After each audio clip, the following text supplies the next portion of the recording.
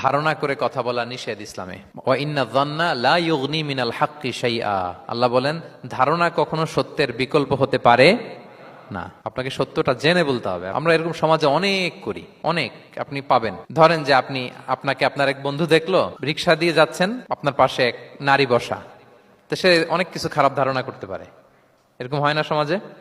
এমন হতে পারে যে আপনি আপনার ছোট বোনকে নিয়ে বেরিয়েছেন, হতে পারে না? কিন্তু আপনি তো একটা ধারণা করে ফেললেন অন্য কিছু।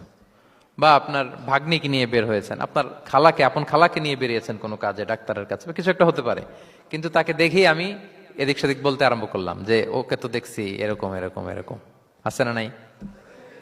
আমাদের সমাজে আমি দেখেছি যে কারো যদি ঠোঁট কালো হয় তো মানুষ ধারণা করে নেয় লোকটা মনে হয় সিগারেট খায়। কিন্তু সিগারেট সেবন করা ছাড়াও কারো ঠোঁট কালো হতে পারে কি পারে না বলেন? এই যে এগুলো সমাজে প্রচলিত।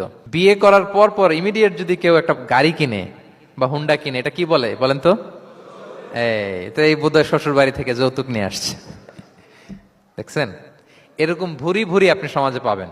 আন্দাজে ধারণার উপরে আমরা অনেক কথা বলে ফেলি, কিন্তু নিশ্চিত না হয়ে আপনি কোনো কমেন্টসে যেতে পারবেন না, এটা একেবারে নিষেধ।